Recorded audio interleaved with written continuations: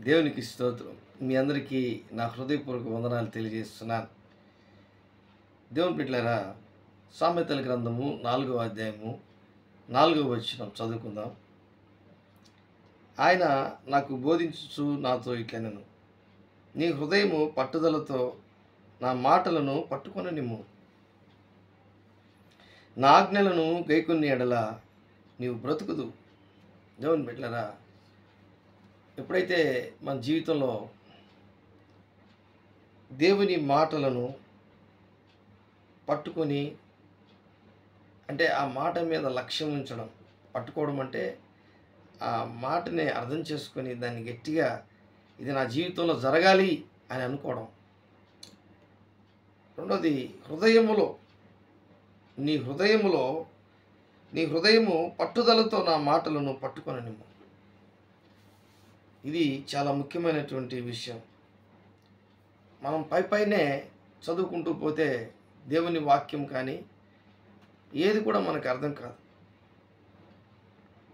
మనకు మన మేధస్సుకు మించినటువంటి మన తలంపులకు, ఉద్దేశములకు, క్రియలకు అన్నిటికంటే ముఖ్యమైనటువంటి ఆ జ్ఞానోచితమైనటువంటి గొప్ప వాక్యము మనం ధ్యానించుతున్నప్పుడు ఆ వాక్యము మన జీవితంలో, మన అంతరంగములో, మన ఉద్దేశములలో అన్నిటిలోకి ముఖ్యముగా ఒక పట్టుదల కలిగి మనము ఆ మాటని, దేవుని మాటను గట్టిగా మనం పట్టుకోవాలి. అందుకే ఈ మాటలు దేవుని మాటలు ఈరోజు చాలామంది జీవితంలో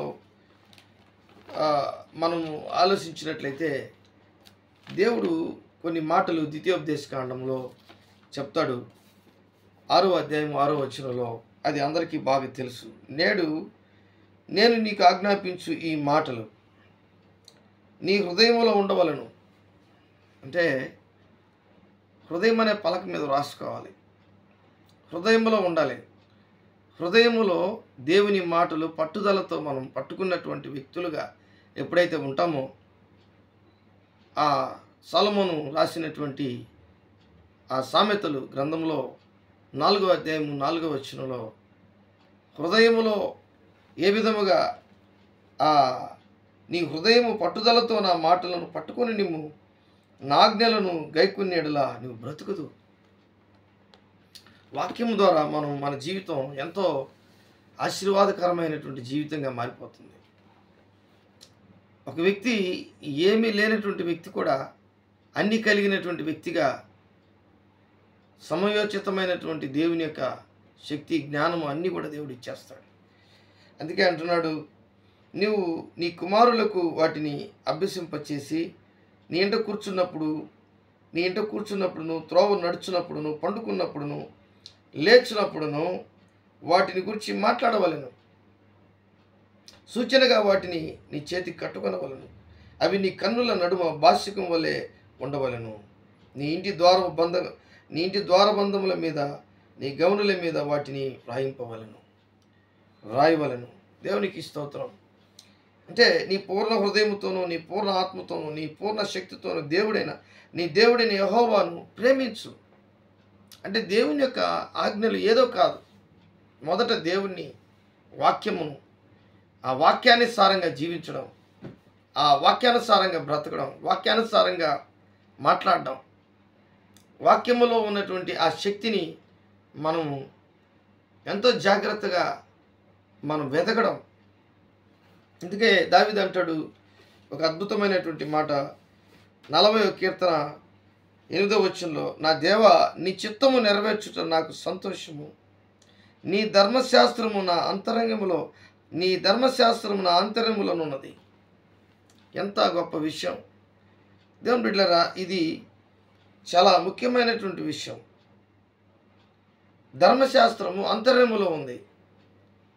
అంతర్యములో అంటే ఆయన ఉద్దేశాలు, ఆయన యొక్క ఆలోచనలన్నీ కూడా అంతరంగ పురుషుడు ఆంతర్యములో దేవుని మాటలను అర్థం చేసుకొని జీవించే వ్యక్తిగా దావీదు అంటున్నాడు, దేవా, నా దేవా నీ చిత్తము నెరవేర్చుట నాకు సంతోషం. నీ ధర్మశాస్త్రము నా అంతరంలో ఉన్నది. కాబట్టి ఈరోజు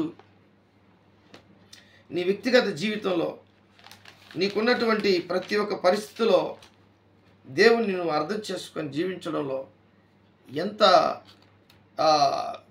ఆయన మాట మీద లక్ష్యం ఉంచున్నావు. నీ ఇంటి గోడలకు రాసుకోవడం, నీ ద్వారబంధనములకు రాసుకోవడం, చేతికి కంకణముగా కట్టుకోవడం, తలకి బాసికం వల్లే చేసుకోవడం, నువ్వు కూర్చున్నప్పుడు, లేచినప్పుడు, పడుకున్నప్పుడు, త్రోవ నడుచున్నప్పుడు నీవు నీ కుటుంబీకులతో నువ్వు మాట్లాడాలి దేవుని మాటలు. అప్పుడే నువ్వు నిజమైనటువంటి వ్యక్తి, ఆధ్యాత్మికమైనటువంటి వ్యక్తి. నీవు ఆ దేవుని యొక్క ఆజ్ఞలను, దేవుని ధర్మశాస్త్రమును, దేవుని వాక్యమును ఉన్నట్లు అర్థం చేసుకొని జీవించుచు అనేక మందిని జీవింపచేసి ఆ మాట వలన, ఆయన యొక్క వాక్కు వలన, ఆయన మాటల వలన మనము బ్రతుకుదుమని సామెతల గ్రంథము 4:4 చెప్పబడినట్లుగా మన జీవితము, మన హృదయములో ఎప్పుడైతే మన హృదయములో దేవుని వాక్యం పెట్టుకుంటాం, మన జీవితంలో అద్భుతాలు, ఆశ్చర్య కార్యాలు జరగడం ప్రారంభిస్తాయి. అందుకే ఇర్మియా గ్రంథంలో ఇజ్రాయేలీలకు అందరికీ చెప్తున్నాడు. ఇర్మియా గ్రంథం 31వ అధ్యాయము 33వ వచనంలో, ఈ దినములైన తర్వాత నేను ఇజ్రాయేలీల వారితో, యూదా వారితోనూ చేయబో నిబంధన ఇదే. వారి మనస్సులో నా ధర్మవిధి ఉంచెదను, వారి హృదయం మీద దాన్ని వ్రాసెదను, వారి హృదయం మీద దాన్ని వ్రాసెదను. యెహోవా వాక్కు ఇదే. దేవుని బిడ్డలారా, దేవుని నిబంధనలు, దేవుని యొక్క ధర్మశాస్త్రము, దేవుని యొక్క మాటలను వారి హృదయములో ఉండేటట్లుగా, వారు వాటిని ఎప్పుడు కూడా మర్చిపోకుండా, వారి జీవితంలో మరవకుండా ఉండుటకు, వారి జీవితంలో వారి హృదయములో ఆయన ఏం చేస్తున్నాడంటే దాన్ని వ్రాసేదనని చెప్తున్నాడు. వ్రాసేదను, యెహోవా వాక్కు ఇదే.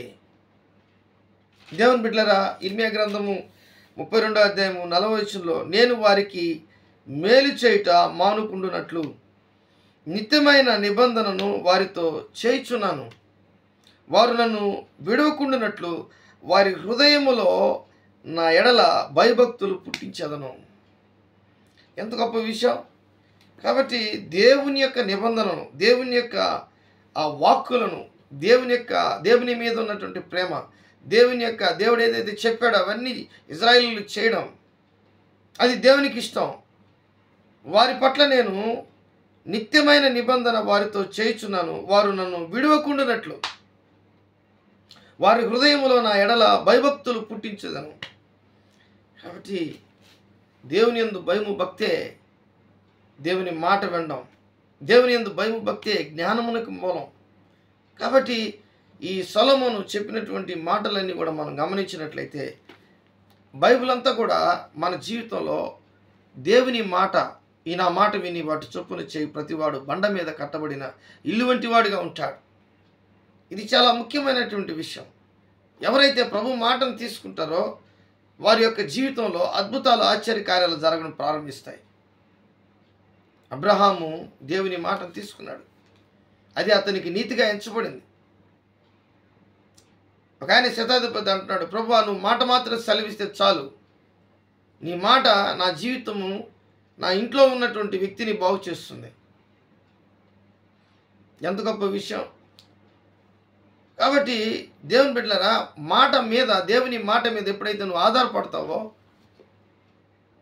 అదే నీ జీవితాన్ని గొప్పగా ఆధ్యాత్మికమైనటువంటి స్థితిలోకి తీసుకెళ్ళిపోతుంది. కాబట్టి ఈరోజు ఈ సామెతల గ్రంథము 4:4లో ఆయన నాకు బోధించుచు నాతో ఇట్లనను, నీ హృదయం పట్టుదలతో నా మాటలను పట్టుకొని నిమ్ము. వాక్యం చదివినప్పుడు ఇంకొకరి కొరకు నువ్వు చదవద్దండి. ఇది నా జీవితంలో జరగాలి, ఇది నా జీవితంలో జరిగితే బాగుండు, ఇది నాకు ఉంటే బాగుండు. వాక్యం ఇలాగ చెప్తుంది. నువ్వు పట్టుదలతో దేవుని వాక్యాన్ని గట్టిగా పట్టుకోవాలి. పట్టుకోవాలంటే బైబిల్ గట్టిగా పట్టుకోవడం కాదు, దేవుని వాక్యములో ఉన్నటువంటి ఆ అంతరార్థం, ఆ ఒక ఉన్నతమైనటువంటి ఆ మాటని అర్థం చేసుకొని ప్రభు నాకు ఈ మాట సెలవిచ్చాడు, దీని యందు నేను నమ్మిక ఉంచుతున్నాను, ఇది నాకు సహాయం చేస్తాడు దేవుడు, ఖచ్చితంగా దేవుడు నాకు సహాయం చేస్తాడు అని ఎప్పుడైతే నువ్వు తలంచుకొని ఆయన ఆజ్ఞలను, ఆయన మాటలను నీ హృదయంలో పట్టుదలతో నువ్వు గైకొని నువ్వు జీవిస్తావు, ఖచ్చితంగా నువ్వు బ్రతుకుతావు. కాబట్టి ఇది చాలా ముఖ్యమైనటువంటి విషయం. ప్రియమైనటువంటి దేవుని బిడ్డలారా, ఒక స్నేహితుడు ఒక మాట ఒకవేళ ఇచ్చినాడు అనుకో, నీకు అతను మాట తప్పితే ఎంతో బాధపడతావు నువ్వు. నీ యొక్క శ్రేయభిలాషి కోరేవాళ్ళు నీకు ఒక మంచి మాట చెప్పారు, నీకు పలానా రోజు నేను డబ్బు ఇస్తానని, ఆ డబ్బు ఇవ్వలేదంటే ఎంత బాధపడతావు, ఎందుకు చెప్పాలి ఈ మాట అని చెప్పి అంటావు. కానీ దేవుడు చెప్తున్నాడు, దేవుని మాట మీద నువ్వు లక్ష్యం ఉంచినట్లయితే. ప్రవక్తల శిష్యుని యొక్క భార్య అంటుంది, ప్రభా, ఎలీషా దగ్గరకు వచ్చి అంటుంది, నేను ప్రవక్తల శిష్యుని యొక్క భార్యని, నా భర్త చనిపోయినాడు, కసంత అప్పు చేసి చనిపోయినాడు, నా ఇద్దరు మగపిల్లల్ని, నా ఇద్దరు బిడ్డల్ని అప్పులు వాడు తీసుకెళ్ళిపోతున్నాడు, ఇప్పుడు ఏం చేయాలా? నీ ఇంట్లో ఏముంది? నూనె ఉంది. దేవుని బిడ్డలారా, ఆ నూనెతో ఆమె ఎంతో అప్పు తీర్చింది, ఆ నూనెతో వ్యాపారం చేసింది. ప్రవక్త చెప్పినటువంటి మాటను అర్థం చేసుకొని ఆ మాట మీద లక్ష్యం ఉంచింది. ఏం చేయాలి? నూనె వచ్చింది, బాగానే ఉంది, నూనె ఉంది, ఇల్లంతా నూనెతో నింపబడింది, బాగానే ఉంది. కానీ ఇప్పుడు నువ్వు సగం అమ్మి అప్పులు అని కట్టు. ఇప్పుడు నువ్వు ఆ సగం నూనె ఏం చేయాలంటే, మిగతా నూనె ఏం చేయాలంటే, నువ్వేం చేయాలంటే వ్యాపారం చేయి. గొప్ప వ్యక్తిగా మారిపోయింది ఆమె. ఈరోజు నీ జీవితంలో కూడా, నా జీవితంలో కూడా ఆశీర్వాదాలు ఎలాగొస్తాయంటే మాట మీద, దేవుని మాట మీద.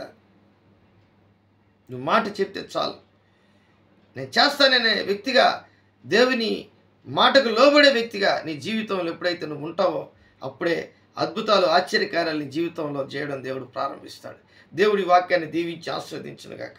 ప్రేమ నమ్మకం కలిగినటువంటి నా యేసయ్య కూడి వచ్చినటువంటి బిడ్డలందరినీ మీరు దీవించి ఆస్వాదించండి.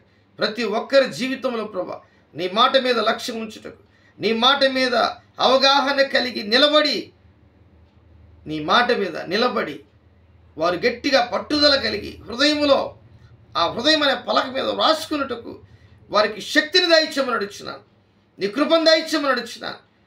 నీ యొక్క శక్తి నీ మాటలో విడుదలవుతుంది ప్రభా. నువ్వు సూర్యుడా కలుగును గాక, చంద్రుడా కలుగును గాక, భూమి విత్తనములొచ్చి చెట్టు మొలుచును గాక, చీకటి వెలుగు వేరగును గాక.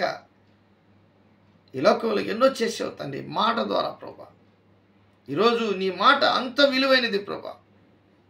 మా హృదయంలో నీ మాట, నీ లక్ష్యం ఉంచినట్లయితే మా జీవితంలో అద్భుతాలు, ఆశ్చర్యకార్యాలు జరుగుతాయి ప్రభా. అలాగే మీరు చేసినందుకు నీకు వందనాలు ఆచరిస్తూ యేసు నామములో అడిగి వేడుకుంటున్నాను తండ్రి.